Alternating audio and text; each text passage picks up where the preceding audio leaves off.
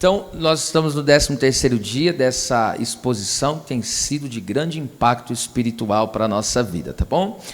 Efésios capítulo 1, versículo 13, o tema deste estudo hoje é selo da promessa. Diz assim a palavra do Senhor nosso Deus: em quem também, depois que ouvistes a palavra da verdade, o evangelho da vossa salvação, e tendo nele também crido, fostes selados com o Espírito Santo da promessa. Amém? Esta é a palavra. Deus em si mesmo orquestrou a obra de salvação. O Pai organizou, nos elegendo.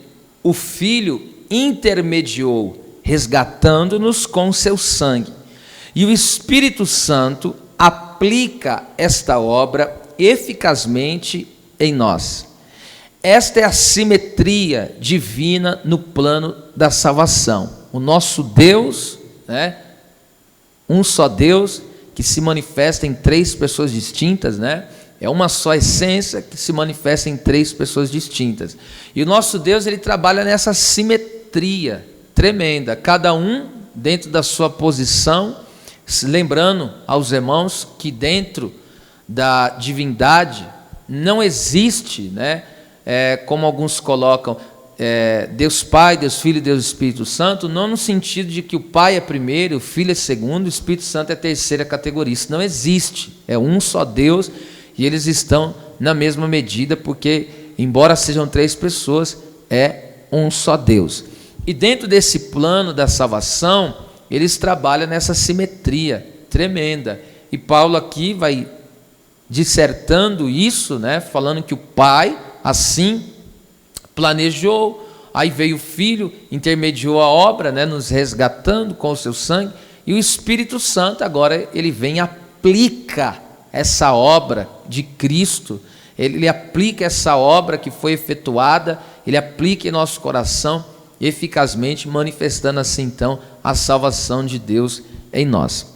Agora observe que o texto, a parte A do versículo 3 diz assim, em quem também vós, no caso os irmãos ali de Éfeso, depois que ouvistes a palavra da verdade. Então primeiro, essa palavra aqui, também vós, Paulo conseguiu a façanha em Éfeso, ou na Ásia na verdade, em 2 anos, fazer com que toda a Ásia ouvisse a palavra de Deus. Está escrito em Atos 19, Na sua terceira viagem missionária, em 2 anos que ele estava em Éfeso, ele conseguiu essa façanha de anunciar o evangelho e todos ouviram. Não estou dizendo que todos se converteram, porque a conversão aí vai da aceitação à palavra. Mas todos ouviram e tiveram oportunidade à salvação.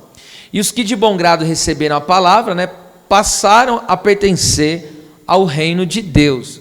Então veja que aqui uma coisa que é importante nós entendemos, que a igreja em relação à obra missionária, porque Paulo ele foi instrumento de Deus para fazer missões ali naquela cidade, e através de Paulo aquele povo foi alcançado.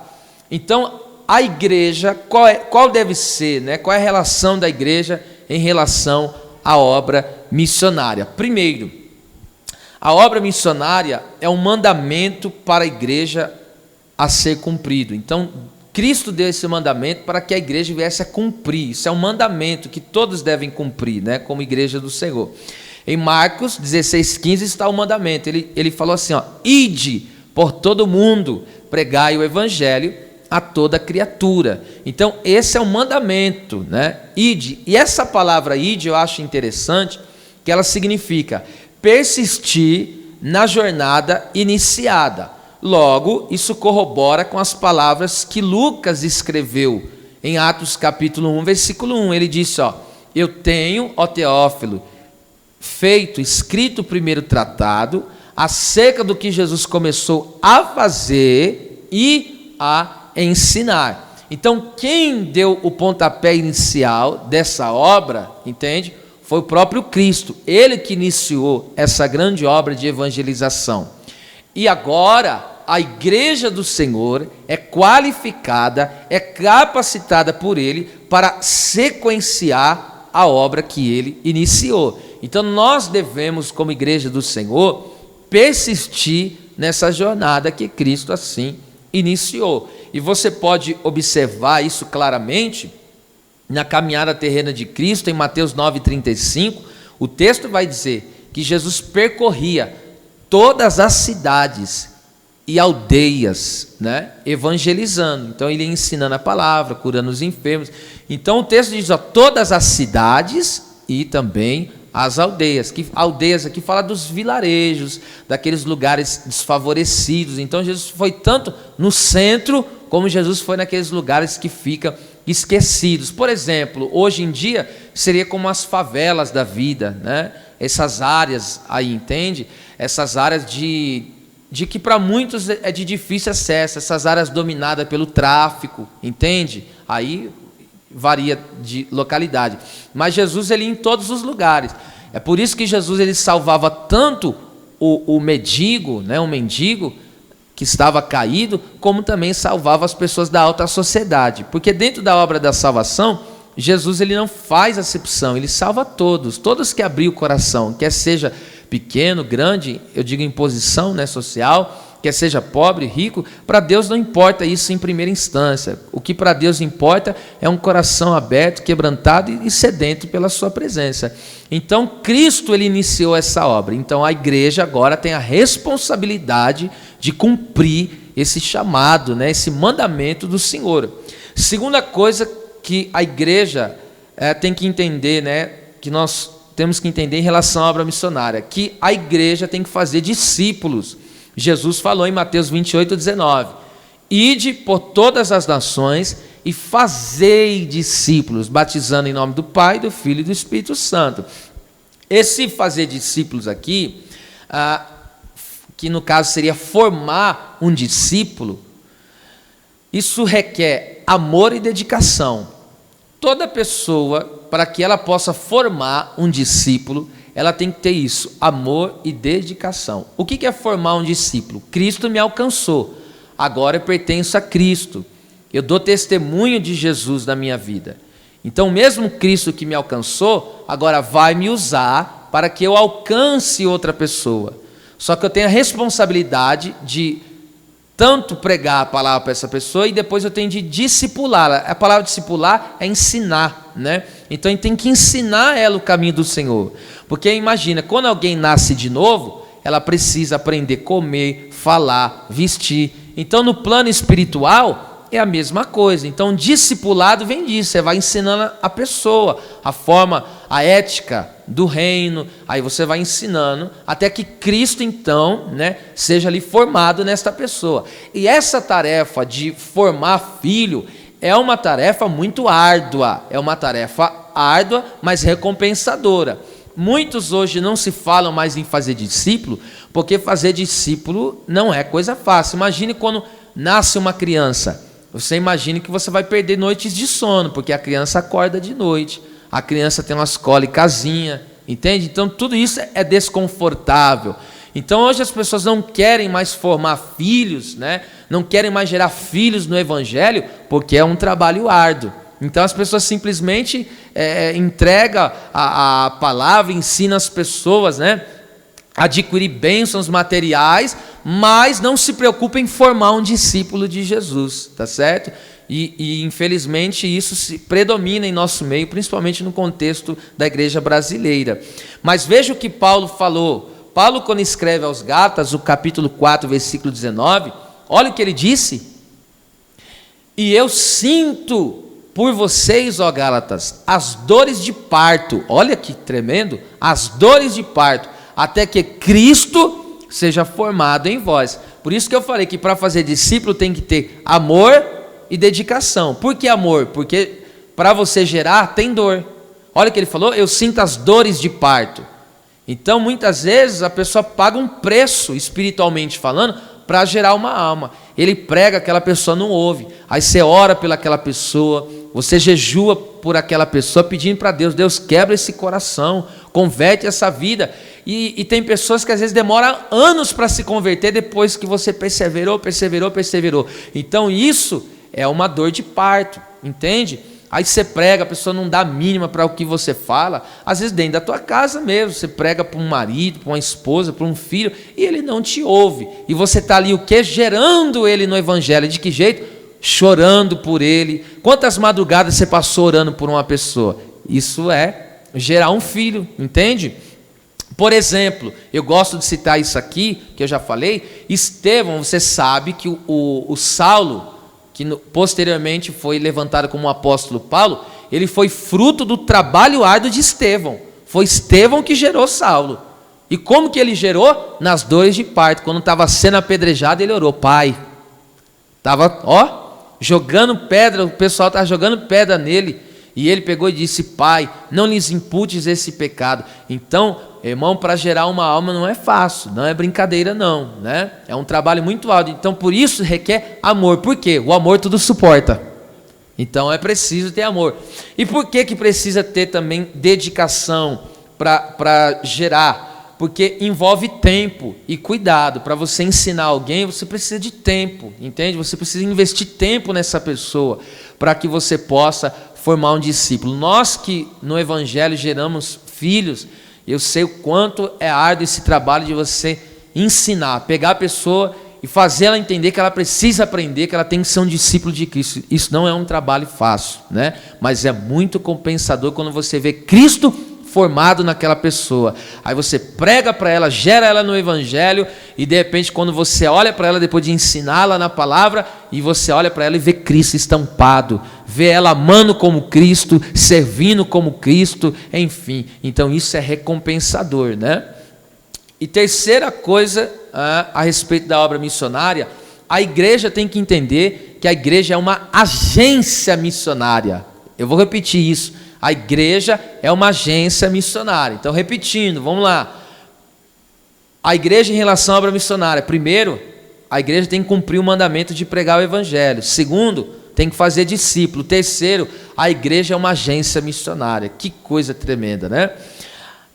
Nós vemos isso em Atos capítulo 13, versículo do 2 ao 4, quando a Bíblia diz que a igreja do Senhor que estava em Antioquia, ali tinha mestres, profetas, né, que estavam ali pastoreando aquela igreja, e o texto diz assim, e servindo, no caso Paulo e Barnabé, né, e servindo eles ao Senhor, jejuando, disse o Espírito Santo. Então a igreja, presta atenção, a igreja é composta de servos, servindo eles ao Senhor. Então a igreja é composta de servos, pessoas dispostas a servir, né? E aí diz o texto, então jejuando, disse o Espírito Santo. E o que o Espírito Santo diz? Apartai-me a Barnabé e a Saulo para esta obra que eu os tenho chamado. E aí a Bíblia diz que a igreja, impondo as mãos sobre eles, os despediram e foram enviados pelo Espírito Santo. Então veja só como que a igreja é uma agência missionária. A igreja composta de servos de Deus estavam ali servindo ao Senhor, cultuando ao Senhor, e a Bíblia diz que no momento que eles estão jejuando, que isso fala da fome e sede do reino de Deus, porque quando você jejua, você está dizendo o quê? Eu estou abrindo mão das coisas da terra, porque eu estou com fome das coisas do céu. Então a pessoa que jejua está dizendo, eu tenho fome e sede de Deus, eu tenho fome e sede do reino de Deus. Então aquela igreja tinha fome e sede do reino, tá certo? Porque o reino não é comida nem bebida, mas é justiça, paz e alegria no Espírito Santo. Agora veja, o texto diz que o Espírito Santo falava com aquela igreja, tá certo? E ali ele falou o quê? Apartai-me. A primeira palavra, que essa palavra apartai-me, o Espírito Santo falou apartai-me, sabe o que significa? Apontar, separar para algum propósito. Então a igreja está servindo, está lá a igreja local, servindo em tal cidade, em tal bairro, está aquela igreja local. Então aquela igreja é composta de servos, então todos ali servindo, cultuando ao Senhor. Então eles estão vivendo um mover do quê? De preparo. O Espírito Santo está preparando. E aí o Espírito Santo vê aquela pessoa, que agora Cristo é formado, está formada naquela pessoa, aí o Espírito Santo fala com o líder daquela igreja, ó, aparta isso aí para mim, separa isso aí para mim. Olha que coisa tremenda. Então quem separa, quem aponta é o Espírito Santo. É o Espírito Santo que bate o olho e fala, esse aqui já está cheio, então esse aqui eu vou separar para uma obra. Então esse aqui, agora eu vou usar ele na escola, vou usar ele no trabalho, vou usar ele no ciclo da família dele. Isso é ser separado pelo Espírito, tá certo? Então o Espírito apontou e falou, esse aí agora que eu vou usar. Então, veja só, o Espírito falou, apartai-me a Saulo e Barnabé, que eu tenho chamado. A palavra chamada aqui significa chamar para si, convocar. Que coisa tremenda. Então o Espírito Santo aponta e diz, ó, eu te separo para um propósito, e ele convoca, ele fala, eu te chamo para mim, você é meu, e agora você é meu o quê? Meu instrumento, tá certo? Agora a Bíblia diz que a igreja fez o que com eles? A igreja, impondo as mãos sobre aqueles que o Espírito Santo separou ali e chamou, a igreja coloca a mão e os despediram, né? Por quê? Todo aquele que é enviado na autoridade, né? Claro, na autoridade do Espírito, pelas mãos da igreja. A igreja, né, que autentica isso aí. Agora veja só que coisa tremenda. Essa palavra aí que fala despediram no versículo 4 de Atos, significa deixar ir, não deter por mais tempo. O que é isso? Porque às vezes a pessoa ela chega na presença de Deus, ela chega com muita fome, com muita sede, com muito desejo. Só que antes de Deus usar essa pessoa, primeiro Deus vai trabalhar nessa pessoa. Então é como se a igreja colocasse, entre aspas, tá? Colocasse um freio naquela pessoa que ela está afoita, querendo fazer, mas primeiro ele passa por um preparo. E aí então, depois que o Espírito Santo prepara esta pessoa, que Cristo é formado nesta pessoa, porque tem que ter um preparo para fazer a obra de Deus, né? Você tem que ter na ponta da língua, da razão da sua fé, aqueles que te perguntam, e quem prepara nós para isso é o Espírito Santo. E agora a Bíblia diz, ou seja, que a igreja o enviou, ou seja, não prendeu mais, agora, ou seja, chegou o tempo. Agora diz o texto, no versículo de número 4, lá de Atos, vai dizer enviados pelo Espírito. No 3 a igreja envia, né? No 4, no 3 a igreja põe as mãos, no 4 a Bíblia diz, e foi enviado pelo Espírito. Essa palavra enviar significa fazer sair, refere-se ao lugar e implica também em movimento, isto é, foram enviados a partir do Espírito Santo. Então, qual que é o ponto de partida para ser enviado? O envio começa na presença do Espírito Santo. O envio começa no próprio Senhor Deus, tá certo? E agora implica também um movimento, porque fazer sair significa o quê? É alguém que pega assim e dá um impulso. Olha que coisa tremenda. É por isso que você se torna uma flecha na mão de Deus. E aí não erra o alvo, porque quem te conduziu, quem te enviou foi o Espírito Santo. Então todo aquele que é enviado pelo Espírito Santo jamais errará o alvo, porque Deus não erra o alvo, tá certo? E é por isso que eu digo, Deus não errou quando te escolheu para fazer a sua obra e fazer a sua vontade, tá certo? Agora veja só, então Paulo, né, foi o instrumento que o Espírito Santo usou para evangelizar aquele povo ali em Éfeso. Agora veja só o que o texto diz, depois que ouvistes, né? Então veja que coisa tremenda, em que também, né, depois que ouvistes. Essa palavra aqui, ouvistes, significa ouvir com atenção, dar atenção, obedecer. Então observe isso, existem pessoas que ouvem a palavra, mas não dão atenção, e é por isso que a Bíblia diz, aquele que tem ouvido, ouça o que o Espírito Santo diz, ou ouça o que o Senhor diz, é a mesma coisa. Então veja que a Bíblia enfatiza essa grande verdade, tá certo? Aquele que tem ouvidos, ouça, porque muitos ouvem, tá certo? Ouvir no sentido de estar escutando, mas não ouve com atenção, não abre um coração para receber a palavra que o Senhor está dando e não tem a disposição de obedecer esta palavra. Então é alguém que só está ali por um interesse próprio, entende? Está ali por algum interesse próprio. É por isso que você vê que muitas pessoas, depois que Jesus operou um milagre em João 6, ele não operou um milagre multiplicando pães e peixes, mas depois ele não falou assim, ó, quem não comer da minha carne e não beber do meu sangue não tem parte comigo. E a Bíblia diz que muitos foram embora. Por quê? Porque aquele povo só dava atenção para Jesus na hora que ele fazia algum milagre, porque eles eram interesseiros. Mas quando Jesus pregava a palavra para que eles fossem salvos e libertos, eles rejeitavam, eles não davam atenção para o que Jesus falava. Então veja que profundidade que nós temos aqui. Então Paulo está dizendo que os irmãos em Éfeso deram ouvidos à palavra, tá certo? Eles o quê? Deram atenção para a palavra, abriram o coração para receber a palavra. Isso faz toda a diferença. Observe que Jesus concluiu a parábola do semeador em Mateus 13, 9 e 10, dizendo, quem tem ouvidos para ouvir, que ouça, tá certo? Ele conclui a parábola lá do semeador e depois diz, quem tem ouvidos para ouvir, que ouça. Aí o texto vai dizer que os discípulos, se acercando dele, interrogaram e perguntou para ele assim, Senhor, por que o Senhor prega por parábolas? Olha só que coisa tremenda. Por que o Senhor prega por parábolas? E Jesus então responde para eles em Mateus 13, 11. A vós é dado conhecer os mistérios do reino de Deus. Mas aqueles que simplesmente escutam, mas não dão ouvidos, não é dado. Então eles só ouvem, mas não prestam atenção no que está sendo falado. Mas Jesus falou, para vocês que dão atenção à minha palavra, a vocês é dado conhecer os mistérios do reino de Deus. E mistério você sabe que é a vida e obra de Jesus, aí no caso, que estava oculto e agora é revelado para nós a salvação, tá certo? Agora, olha que coisa tremenda isso aqui. Somente quem abre o coração, dando atenção para a palavra, será dado entender os mistérios do reino de Deus. Veja só, em Marcos capítulo 9 ao 13, fala da mesma parábola do semeador, mas Marcos dá um detalhe ali importante.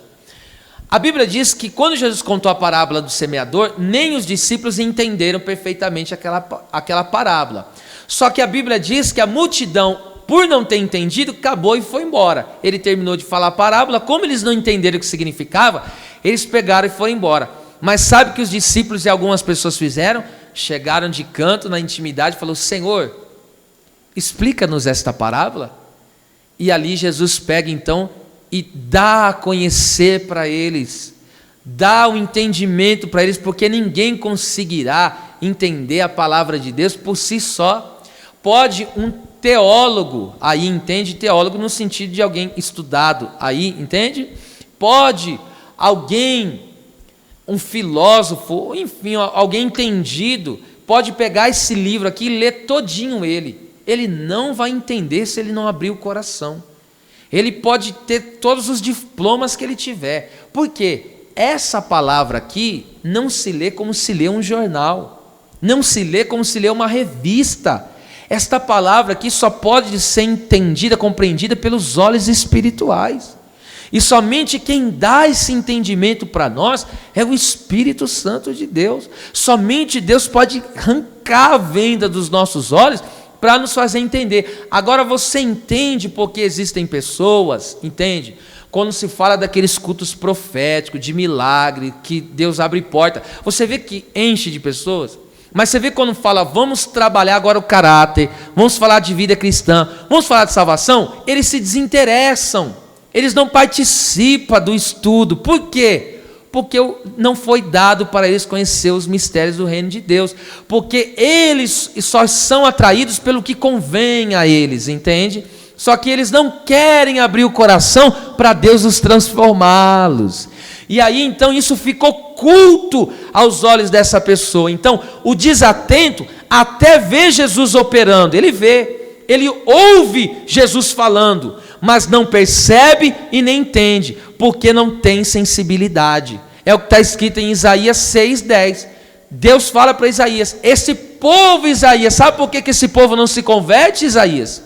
Sabe por que esse povo não se rende à minha palavra, Isaías? Porque o coração dele está gordo. Você sabe que gordura tira a sensibilidade. Pega aí no teu corpo uma parte onde tem mais gordura, ele tem menos sensibilidade. Agora pega a pele do seu pé, do peito do seu pé, para você ver, quase não tem gordura ali, praticamente zero. Veja como que é sensível. É muito sensível, você sente. Qualquer coisinha no teu pé você sente. Por quê? Porque é sensível. Então, quando o coração do homem está cheio de outra coisa, por isso que ele falou da parábola, a semente que não enfinca na terra, tem pedra na terra, tem o que mais?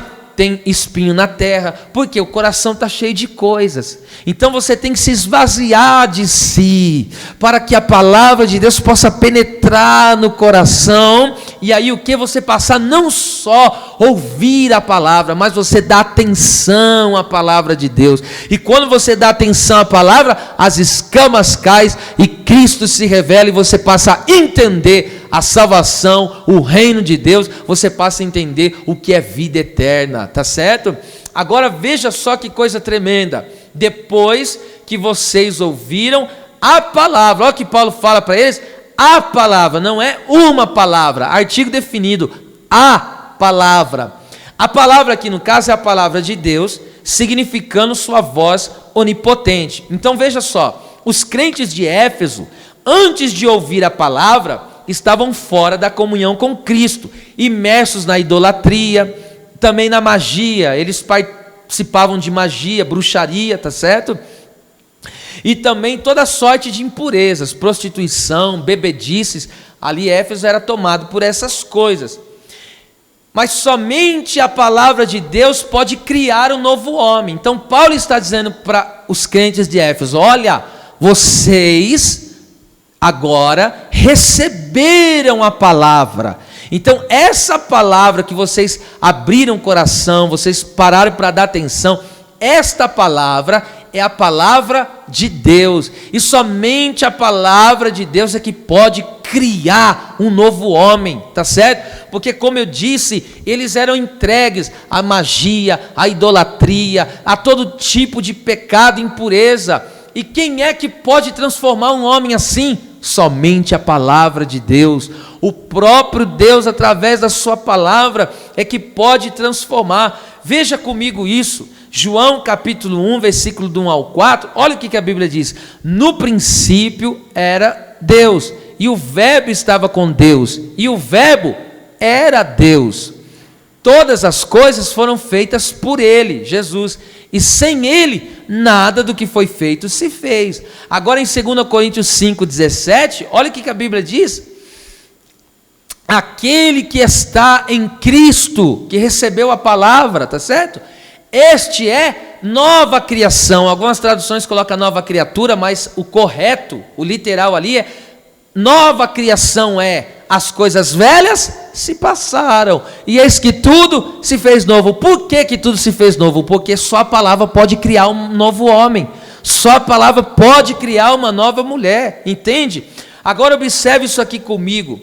Deus disse, olha só, Deus disse na sua palavra, em Gênesis capítulo 8, versículo 21, olha o que Deus disse, que o desígnio do coração do homem é mau desde a meninice. Então o coração do homem por si só é perverso, depois da queda, né? O coração do homem é perverso desde a meninice, saiu daquele estágio de inocência, de criança, já começa a aparecer a perversidade no coração. Jeremias 17:9, o coração do homem é enganoso mais do que todas as coisas, enganoso e perverso mais do que todas as coisas. E aí vem uma pergunta, então como se livrar disso? Como se livrar da maldade? Como se livrar da perversidade? Como se livrar do pecado? Como? Aí Deus faz uma promessa em Ezequiel capítulo 36, versículo 26 e 27, Deus faz uma promessa para o seu povo. Qual é a promessa? E eu vos darei um coração novo, e vos darei um espírito novo, tirarei o coração de pedra duro, e colocarei um coração de carne, e vocês andarão nos meus estatutos, e vocês andarão na minha presença, na minha palavra, me agradando, fazendo a minha vontade. Então Deus prometeu, esse povo precisa receber um novo coração, esse povo precisa receber o quê? Um novo espírito, entende? Olha que coisa tremenda isso aqui, gente do céu. Davi desejou isso na sua vida. Lembra quando Davi pecou? Davi, irmão, ele pecou terrivelmente. a respeito daquele dia que ele adulterou e mandou ainda matar Urias, um dos seus amigos, um dos seus valentes. Foi um ato perverso, muito perverso, terrível. E ele depois, quando o profeta Natan denuncia o pecado, sabe o que ele faz? Ele rasga suas vestes, ele se humilha diante de Deus e sabe o que ele fala? Ó Deus, cria em mim um coração puro, renova em mim um espírito reto. Quando Davi disse, cria em mim um coração, presta atenção, essa palavra cria aqui, é a mesma palavra que aparece em Gênesis capítulo 1, versículo 1, que diz lá, no princípio criou Deus os céus e a terra. A palavra criou ali é bara, que tem como sujeito Deus, ou seja, somente Deus pode criar, somente Deus pode fazer a criação, somente Deus pode criar o homem. Então Davi está dizendo, o mesmo Deus que me criou, e agora eu me perdi, eu caí no pecado, entende? Eu estou perdido, esse mesmo Deus pode criar um novo coração. O que Davi está dizendo? Davi está falando do novo nascimento. Ele falou, para que eu mude essa vida pecaminosa que eu levo, só Deus me criando novamente, só Deus fazendo de mim um novo homem. Então a palavra de Deus é tão poderosa, meu decalabra, calaxéria, a palavra é tão poderosa que cria um novo homem, cria um novo ser, e faz esse homem andar em linha reta na presença de Deus, faz esse homem andar e glorificar a Deus, exaltar a Deus. Por quê? Porque agora ele não está mais entregue ao seu coração perverso, ele não está mais entregue ao pecado, ele não está mais entregue às prostituições, à idolatria, à feitiçaria, ele não está mais entregue às obras da carne. Por quê? Porque a palavra criou um novo ser, uma nova criação.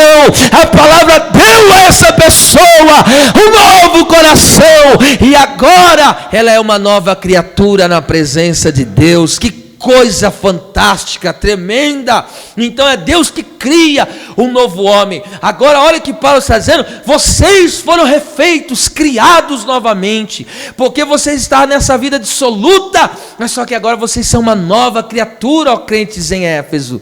E ele diz o quê? Ele fala, a palavra, não qualquer palavra, a palavra da verdade. Que coisa tremenda, a palavra da verdade. Essa palavra aqui, verdade, aqui, significa aquilo que é verdadeiro por si mesmo, a pureza de toda espécie de erro ou falsidade. E também tem um sentido de aquilo que não está oculto, mas aberto, está às claras, né? E pode ser conhecido, por isso verdade. O que Jesus disse em João 14,6? Eu sou o caminho, a verdade e a vida. Então Jesus falou que Ele é a verdade. Preste atenção, Jesus é a verdade. Isto é, tudo aquilo ou tudo que não se conforma a Cristo é mentira. Eu vou falar de novo. Se Cristo é a verdade, tudo que não está de acordo com Cristo, tá certo? Tudo aquilo que não está de conformidade, você fala conforme, é conforma, né? Tudo que não tem a forma de Cristo, tá certo? O padrão de Cristo, isso é uma mentira, porque Ele é a própria verdade. Jesus não tem uma verdade, Ele é a própria verdade, Ele é a verdade. Então tudo aquilo que foge desse padrão Cristo é mentira. Que coisa violenta essa, não? Agora preste atenção comigo. E a mentira é tão terrível que ela se torna uma prisão, que somente Cristo pode libertar. O que está escrito em João 8,32? Jesus falou assim, ó, e conhecereis a verdade, e a verdade vos libertará. Somente Cristo pode nos libertar, entende? Dos laços da mentira. Somente Jesus pode nos tirar. E como é que Cristo faz isso na nossa vida? Como é que Cristo faz isso? Quando Ele se revela a nós. Ele é a verdade, então Ele se revela, aí nós vemos a mentira que nós vivemos. Quando Cristo se manifesta, então, presta atenção, Ele não é verdade, e aonde a verdade aparece, o que acontece com a mentira? a mentira cai. Então ele pega e se revela. Aí ele se revela no teu casamento e mostra toda a mentira que está aí. Aí ele se revela na tua vida espiritual e mostra, ó, isso aqui tá. Aí ele mostra, porque ele é a própria verdade. E você vai olhando que é verdade, aí toda mentira na tua vida, na minha vida, vai caindo. Porque a mentira é o engano do diabo, é a prisão do diabo na vida do ser humano. Aí Cristo falou, eu sou a verdade. Quando a verdade vem, a mentira cai. Meu Deus, isso é violento demais. Agora veja isso aqui comigo. A questão aqui é o quê? Os homens querem ser libertos? Esta é a questão. É uma pergunta retórica, é claro. Você deve responder. A questão é essa. Os homens querem ser libertos do engano? Querem ser libertos dessa prisão da mentira? Vamos ver isso? É a primeira vez que eu vou abrir aqui agora o texto, né? Eu vou ler, é bom que você acompanhe comigo. João 3, 19 ao 21. Vamos trabalhar isso aqui, ó. E a condenação é esta, que a luz veio ao mundo, Cristo veio ao mundo, Ele é a luz. E os homens amaram, preste atenção, amaram mais as trevas do que a luz, porque as suas obras eram mais. Então veja, quando Jesus veio na terra, Ele é a verdade, e essa é a luz que ilumina. Aí presta atenção, quando Ele veio, Ele falou, eu sou o Filho de Deus, eu sou o próprio Deus, eu sou o Verbo encarnado e eu sou a salvação. Então quando Jesus passava, as pessoas olhavam para Ele e via a mentira que eles estavam vivendo. A religiosidade, entendeu? Você viu que as pessoas falam, toda religião leva a Deus? Isso é engano, isso é mentira. Jesus falou, não, o único que pode te levar ao Pai sou eu. Então Jesus foi desfazendo toda a mentira. Só que a Bíblia Sagrada diz que quando a verdade, que é essa luz, Cristo é a verdade que reflete essa luz, tá certo? E aí o que acontece? As pessoas viram que sim, estavam em mentira, aí o texto vai dizer, muitos amaram as trevas, eles quiseram por opção própria, eles olharam a luz e falaram, não, a gente não quer colocar a vida nesse molde que é Cristo, não queremos colocar a nossa vida na verdade, então continua na mentira. Agora por que eles querem continuar assim? Olha só o versículo 20, irmão, isso aqui é muito forte. Porque todo aquele que faz o mal aborrece a luz, que é Cristo, e não vem para a luz para que as suas obras não sejam reprovadas. Vamos trabalhar isso aqui, ó. Aquele que faz. Essa palavra aí, faz, significa praticar, estar oculto com. Olha só. Então, isso tem um sentido que é de ocupação, tá certo? Faz, tem um sentido de ocupação. Ocupação fala de propósito. Uma pessoa só está ocupada quando ela tem algum propósito, tá certo? Ou seja, os propósitos dos homens são malignos. Eles estão ocupados com as trevas. Então, veja, a ocupação do homem é as trevas. Esse é o propósito do homem. O coração dele é maligno. Agora, veja, por isso recusam a verdade, pois a verdade que é Cristo mostra todas as nossas faltas, e as pessoas querem continuar trabalhando no escuro, as pessoas querem continuar trabalhando em trevas, porque o inimigo lançou ela na treva, lançou ela no engano, porque ele continua enganando. Eu te dou a riqueza, eu te dou a glória do mundo, ele continua. Eu te dou os prazeres da carne, ele continua dando. Só que isso é um engano, isto é uma mentira. Ele é mentiroso, ele que criou a mentira. Lembra que ele falou para Eva, se você acreditar nisso aqui que eu estou te falando, e você comer desse fruto, e aí o texto diz que ela olhou e viu que era desejável. Então o inimigo coloca isso, a cobiça, o desejo por aquilo que é proibido. Isso é uma mentira, e ele fala que vai dar tudo certo, ele fala que no final de tudo vai ser tudo bom, entende? É como alguém que pega um veneno e coloca um rótulo de um suco delicioso. Ele pega e coloca um veneno, ele só troca o rótulo, ele troca a embalagem, em vez de colocar aquela caveira mostrando que é veneno, não, ele coloca, isso aqui é um suco delicioso, engana as pessoas e fala, agora toma desse veneno. E as pessoas vão se prostituindo, vão se entregando ao engano, ao erro, ao pecado, e dizendo, isso aqui que está maravilhoso. Aí vem Cristo e fala, arrependa-te. Aí vem Cristo e fala, saia desse engano. Aí as pessoas o quê? Elas acabam o quê? Não querem se conformar a essa verdade. Aí eles pegam e dizem, espera lá, eu vou ter que abandonar isso, vou ter que largar isso aqui, vou ter que parar. enfim, você já entendeu aí, né? Tem que parar de fazer essas coisas erradas. Agora você entende porque tem muita gente que não quer parar de trabalhar com porco? Porque Jesus, ele atrapalha todo o trabalho com porco. Lembra aquele homem? Você não entendeu o que eu falei, né?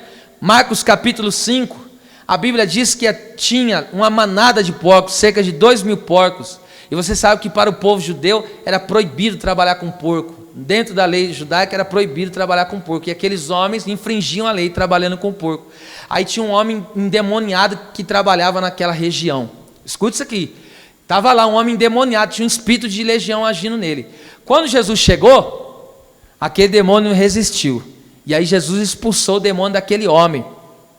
Aí os demônios pediram, nos deixa entrar naquele porco? E Jesus deixou entrar na manada. Por quê? Porque era uma brecha que eles tinham. Jesus falou, entra nos porcos. Aí os porcos se precipitaram e caíram no precipício. E todos os porcos morreram. Sabe o que o povo da cidade fez? Em vez de chegar para Cristo e falar, glória a Deus, porque o Senhor nos libertou da mentira. Esse homem que estava preso em grilhões, tinha 6.000 demônios fazendo morada nele, agora ele está liberto em sã consciência, vestido, e está dando louvores a Deus. Sabe o que aqueles homens fizeram com Jesus? Sai daqui da nossa cidade, nós não te queremos. Expulsaram Jesus. E por que expulsaram Jesus? Porque Jesus não ia aceitar eles continuar vivendo com porcos. Agora você entende por que tem pessoa que não quer entregar a vida para Cristo, porque não quer largar a prostituição. Entende por que tem pessoa que não quer parar de vender bebida alcoólica? Não quer parar, porque tem pessoa que até hoje trabalha com porco, falou que se converteu, mas ainda trabalha com porco, vende pinga para os outros, vende bebida para os outros, ele mesmo vai lá e compra. Não estou falando de alguém que trabalha num mercado que vende, isso é diferente.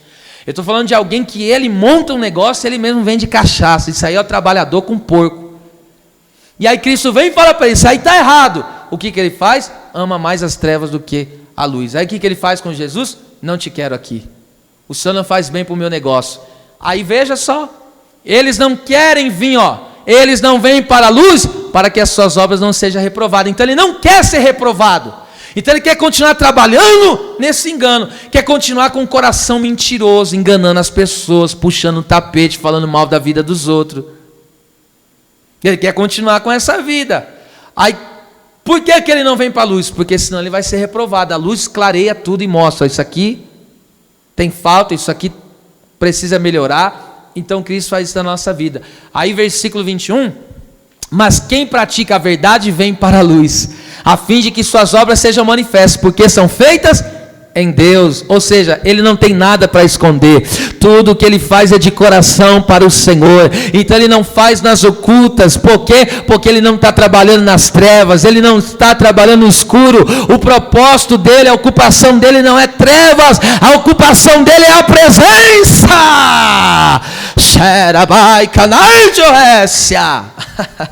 Aleluia. Agora veja só, o Paulo continua dizendo, vamos ler de novo, em que também estáis depois que ouvistes a palavra da verdade, o evangelho da vossa salvação. Isso aqui é forte. Evangelho da vossa salvação. A palavra evangelho significa anunciar a boa notícia, uma mensagem que alegra o coração. E salvação significa libertação do pecado e suas consequências, desastrosas, e também admissão à pessoa à vida eterna, porque quando a pessoa é salva, ela é liberta do pecado e das consequências do pecado, e agora ela é o quê? Alcançada pela salvação, ela tem em Deus a vida eterna. Então veja só, o evangelho da salvação, o que significa isso? Evangelho é a vida e a obra de Jesus, tá certo? Então a boa notícia que alegra é que Cristo venceu o diabo, venceu a tentação, venceu a morte, venceu todas as coisas, E ele reina e nos liberta e dá vida eterna. Veja o que Jesus falou em Mateus capítulo 10, versículo 7. Jesus falou assim, pregai. Ele falou pregai, pregai aqui no caso o evangelho, e dizendo, é chegado a vós o reino dos céus. Escute isso, essa palavra aqui, pregai, significa ser arauto. Pastor, o que é um arauto? Um arauto é aquele que por meio de uma proclamação, voz forte, um pregão, ele tornava público a notícia sobre a guerra, entende? Naquelas épocas lá, eles faziam guerra, certo? Estava lá 2 reinos em guerra. Então, quando um reino vencia outro reino, vinha um arauto. O que o arauto fazia? Ele pegava, como se fosse, vamos trazer para hoje, pegava um megafone e saía publicamente no meio da cidade. Ei, o nosso rei venceu a batalha. O nosso rei venceu a batalha. E ele gritava publicamente, saía para todas as pessoas dizendo, olha... Porque o povo está esperando, qual que é o resultado da guerra? Quem está vencendo? Quem está triunfando? Aí chegava o arauto e bradava no meio da cidade, do seu povo, e dizia, Deus vitória, ou no caso, né, falou, o nosso rei triunfou, o nosso rei venceu, a paz sobre a cidade agora. Então, o que Jesus está dizendo? Pregai, Jesus está dizendo, nós somos arauto de Deus. A igreja é um arauto de Deus, que proclama a vitória do reino, tá certo? Então nós somos arautos de Deus, porque qual que é a guerra aqui? A guerra é entre o reino das trevas, liderado por Satanás, e o reino da luz, liderado por Jesus Cristo. Então esta é a grande guerra, e agora nós somos, a igreja é arauto de Deus, e como arauto de Deus nós temos essa responsabilidade de sair para esse mundo, e dizer para as pessoas que estão acorrentadas, dizer para as pessoas que estão presas ao pecado, esta vida miserável, nós proclamamos para eles, saia dessa prisão, saia dessa treva, Jesus venceu, esta é a notícia que alegra o coração, Cristo triunfou sobre tudo.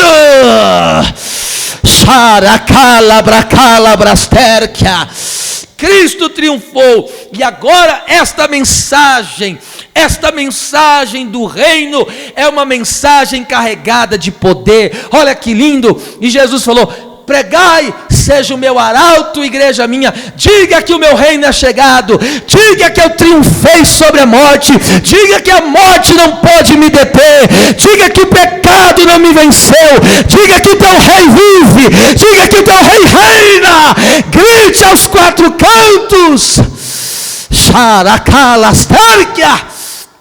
e agora a mensagem desse reino é acompanhada aqui de poder. Olha só, vocês vão, proclamem o meu reino, proclamem a minha vitória, e diga, curai os enfermos, ou seja, vai ser acompanhada essa proclamação, curai os enfermos, limpai os leprosos, ressuscitai os mortos, expulsai os demônios, de graça recebeste e de graça dai. Então a mensagem do reino, ela é carregada de poder. Vamos lá, a palavra aqui, curai os enfermos, enfermo significa estar debilitado sem força, e curar significa restaurar a saúde. Então curar os enfermos é restaurar a saúde de quem está sem força, restaurar a saúde de quem está debilitado. Então eu quero dizer para você que acompanha nesta noite esta palavra profética, quer seja pela live, quer seja pela rádio, espero que a Nike, a povo de que esterca, eu proclamo aqui em alto e bom som, como arauto de Deus nesta noite, para te dizer, quem está no controle não é mais Satanás,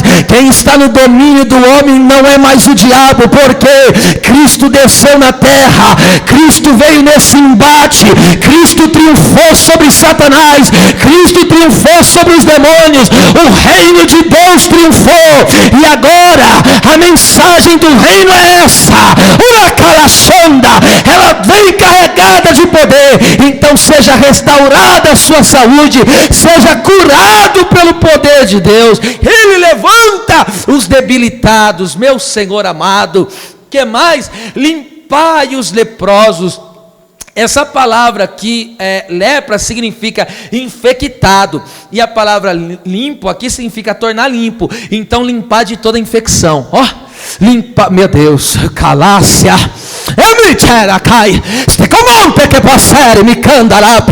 a mensagem do reino também, aleluia, é acompanhada com essa glória, é carregada deste poder, é poder para levantar quem está caído, é poder para restaurar a saúde de quem foi ferido, é poder para alcançar aquele que está infectado.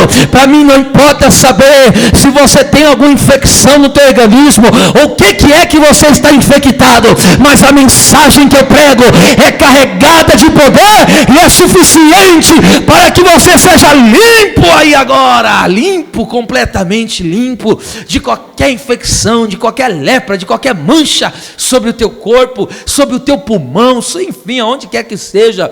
E o que mais? Ressuscitai, oh meu Deus do céu, o que ele diz lá?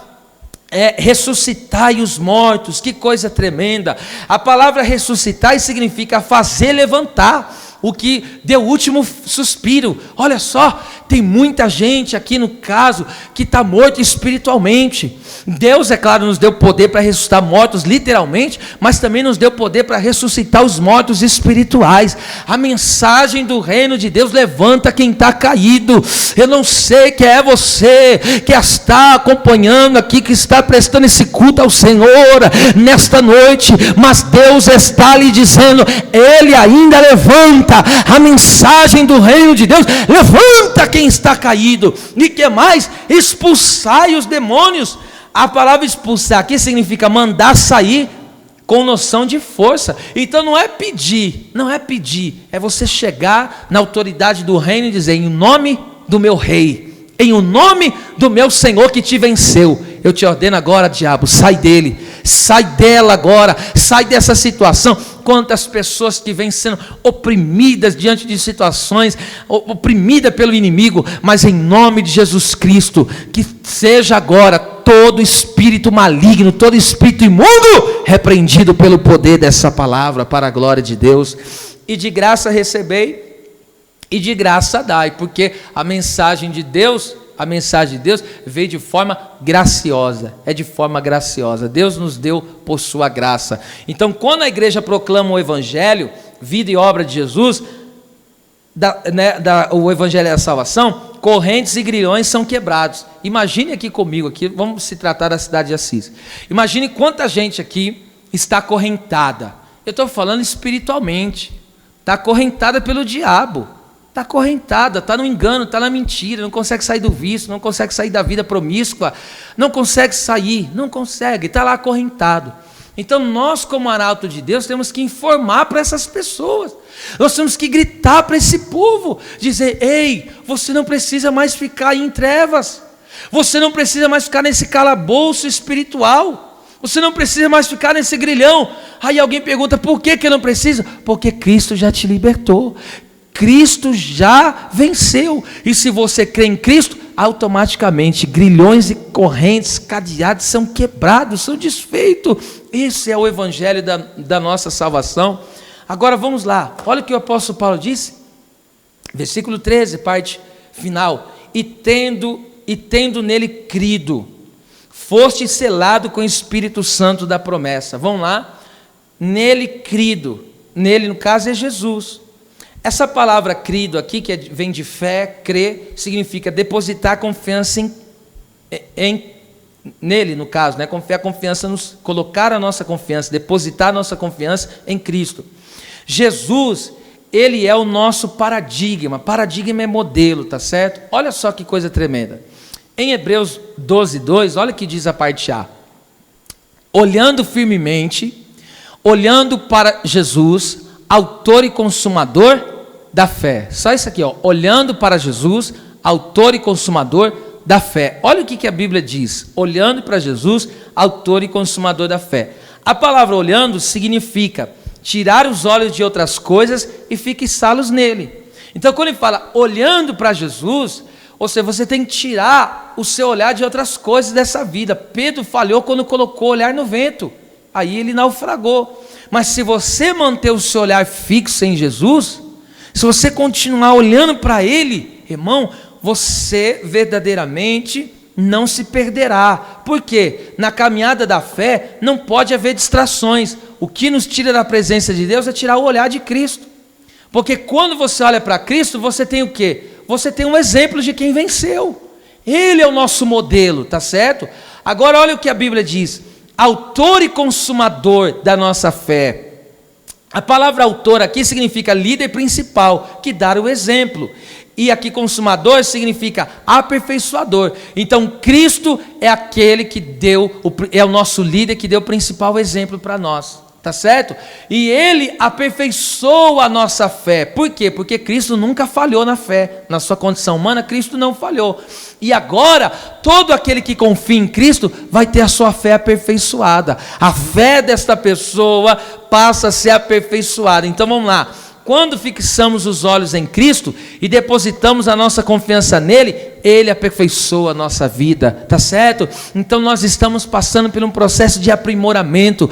Cristo está aperfeiçoando em nós a sua glória, a sua graça, né? A nossa fé está sendo aperfeiçoada. Para quê? Para que jamais nós venhamos afundar, jamais venhamos a naufragar. Então mantenha o seu olhar fixo nele, porque quem olha nele não vê defeito, quem olha nele não vê falhas, quem olha nele não tem distrações. E eu profetizo nesta noite, a minha, a sua, a nossa fé está sendo aperfeiçoada até a consumação. Agora veja que Paulo diz: a partir do momento quando vocês ouviram a palavra da verdade e o evangelho da vossa salvação, olha o que mais que ele diz: fostes selados. A palavra selar aqui significa colocar, marcar um selo, né? Colocar ou marcar um selo. O selo antigamente era usado para 3 coisas. Escute isso: o selo era usado para 3 situações. O selo era usado como segurança. Lembra quando colocaram um selo na pedra para que ninguém removesse a pedra? Então o selo falava de segurança. Mateus 27:66. O selo também falava de uma marca que indicava propriedade. Apocalipse 7:3, né? Deus colocou uma marca mostrando: isso aqui é a minha propriedade. E também o selo falava, identificava, para comprovar, no caso, a autenticidade daquilo, a autenticidade daquele documento, tá certo? É como você não vai no cartório hoje e pede uma autenticação, mostrando que aquele documento é válido, é autêntico, é verdadeiro. Então tem o mesmo sentido. Então veja só que coisa tremenda, Neemias 9:38 fala disso, tá? Agora veja só, nós fomos, depois que ouvimos a palavra da verdade, o evangelho da nossa salvação, o que aconteceu?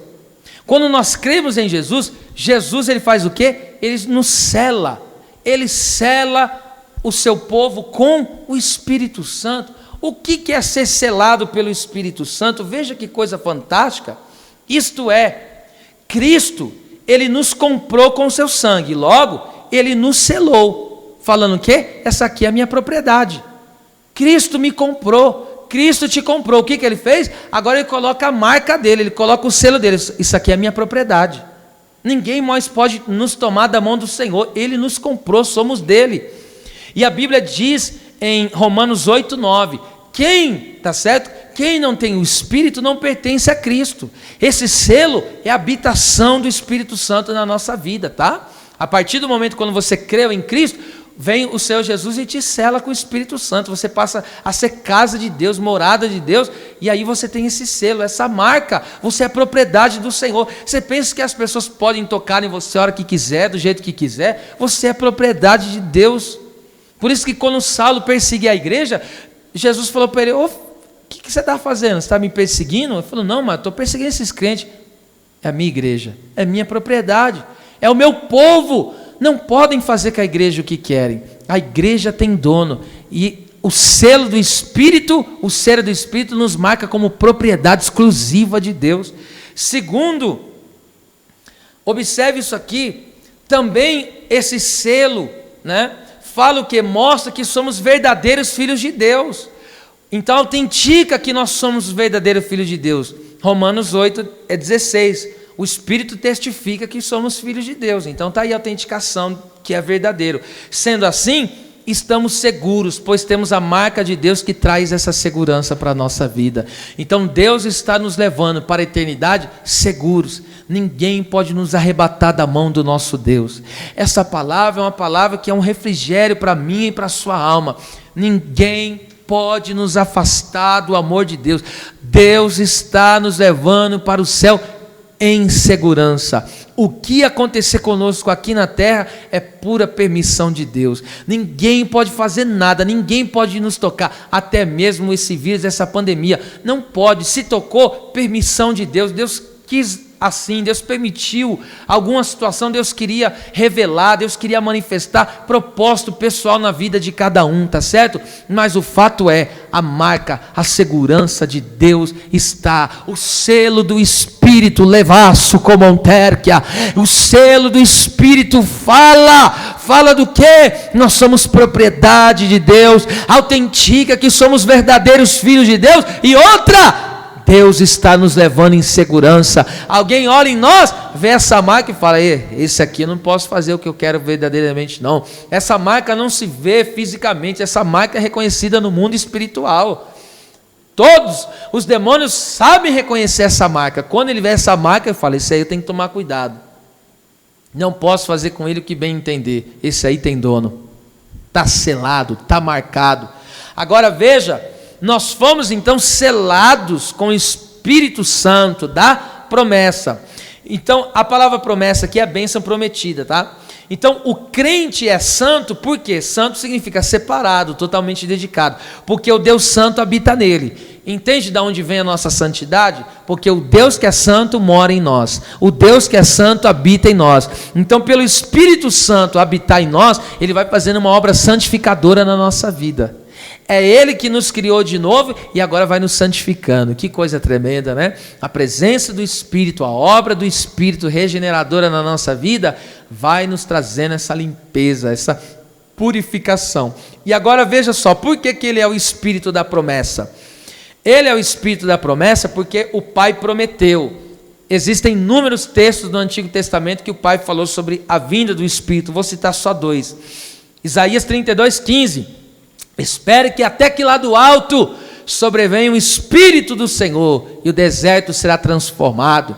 Joel 2:28, e há de ser que depois derramarei do meu Espírito sobre toda a carne. Então, o Pai prometeu a vinda do Espírito Santo. Jesus também prometeu em João 14, do 16 ao 18, ele falou: eu enviarei o Consolador, o Espírito da verdade, que ele está convosco e habitará em vós, em é dentro, então ele habitará em vós. Jesus prometeu, ele falou: eu não vos deixarei órfão, enviarei o Consolador. Que promessa linda, né? Agora veja, ele é o Espírito da promessa, porque, aleluia, porque o Pai prometeu, tá certo? E o próprio Filho prometeu, por isso que ele é o Espírito da promessa. Agora veja só, Deus prometeu essa bênção para nós, e tem uma coisa, Deus ele não fala em suas promessas. Quero ler aqui Tito 1:2, olha o que diz, Tito capítulo 1, versículo 2, em esperança da vida eterna, o qual Deus, que não pode mentir, prometeu antes dos tempos dos séculos. Então veja, Deus não pode mentir. Você já parou para pensar nisso? Deus é incapaz de mentir. Deus prometeu, está prometido. Deus falou que vai cumprir, não tem quem vai mudar isso. Deus prometeu que derramaria o Espírito. E o que aconteceu? Ele continua derramando o seu Espírito. Ele derramou o seu Espírito sobre a igreja. A igreja, depois que Cristo ressuscitou, soprou sobre a igreja passou a ser habitação do Espírito. Depois Deus batizou, aí é outra coisa, né? O batismo com o Espírito, mas o selo do Espírito vem com a habitação do Espírito Santo. Todo aquele que recebe o Evangelho, todo aquele que recebe esta palavra da verdade, ouve a palavra da verdade, você é selado pelo Espírito Santo. O Senhor pega e coloca essa marca em você. Que coisa linda. Há pessoas, quem sabe tem alguém que está aqui agora ouvindo essa mensagem, ainda você não recebeu esse selo maravilhoso, ainda você não tem essa marca que é uma propriedade de Deus, mas esta é uma noite que Deus preparou para que você possa ser selado. Deus pode carimbar isso hoje em você, Deus pode colocar essa marca hoje em você. por quê? Porque é impossível Deus mentir. Se você colocar confiança nele, se você crer nele, se você depositar a tua fé nele, é impossível que esta promessa não se cumpra. Esse Deus que eu sirvo não é um Deus de utopia, não é um Deus de ilusões, não é um Deus de magia, não. Esse Deus é fiel, esse Deus é verdadeiro, esse Deus prometeu, e nós estamos firmes nas promessas do Senhor, porque a palavra de Deus não pode cair, a palavra de Deus não pode falhar, porque ela é a verdade. Veja só no que o apóstolo Paulo agora ele disse em Gálatas capítulo 3 versículo 14. Paulo vai dizer, para que a bênção de Abraão, que é da fé, chegasse aos gentios, todas as nações, por Jesus Cristo, e para que pela fé nós recebamos a promessa do Espírito. O meu corpo chega a arrepiar aqui agora, é pela fé. Se você crê nesta palavra, se você crê nesta mensagem, o selo de Deus, o selo do Espírito vai te marcar, e você se tornará o quê? Você se tornará propriedade de Deus, e esta palavra que você abre o coração para receber, te gera de novo, te faz uma nova criatura. Esta palavra da verdade te liberta das trevas e te faz um arauto de Deus. Aí você proclama dizendo, o reino de Deus chegou, o reino de Deus chegou, eu não estou mais preso, eu não estou mais manietado. É por isso que você não deve estar preocupado, é por isso que você não deve estar com medo da situação que está acontecendo na terra. Tudo que está acontecendo é promessa do papai. Foi ele que falou, no mundo vai ter peste, no mundo vai ter praga, no mundo vai ter guerra. Ele prometeu e só está se cumprindo o que ele prometeu, mas a promessa dele é também, no meio de tudo isso, eu marco os meus, eu marco a minha igreja. Você que está aí agora em tua casa, levante as tuas mãos comigo e comece a glorificar o nome do teu Deus, comece a exaltar o nome de Jesus Cristo. Deus vai marcar hoje aqui, é noite de Deus marcar. Eu sinto, alguém da tua casa vai ser alcançado. Deus vai colocar o selo nele, Deus vai colocar o selo nela. Você está gerando ele, está gerando, está difícil, mas você vai gerar no Evangelho, porque esta é a palavra da verdade. Recalachande conto como na raceia, ele me ode quer me canta na eu quero me cande com flassaio. Ei, tirasse, telabacalachande como nai. Então encerra esta mensagem dizendo ao teu coração, a bênção da salvação se torna possível aos homens somente pela fé em Cristo Jesus. Você creu em Cristo, automaticamente todas as cadeias, todos os grilhões se quebram, e ele vem e te marca com selo. Ele pega e diz, esse aqui é meu, eu paguei o preço, eu morri por ele na cruz, eu paguei o preço de sangue, toma aqui a minha marca, eu sinto a glória de Deus aqui. Ele te marcou, ele me marcou. Coloque a mão aí na tua cabeça, aí onde você está, e diga, eu tenho a marca de Deus em mim, eu tenho o selo de Deus em mim, eu sou selado com o Espírito da promessa. Alá cantar a catachere comanai.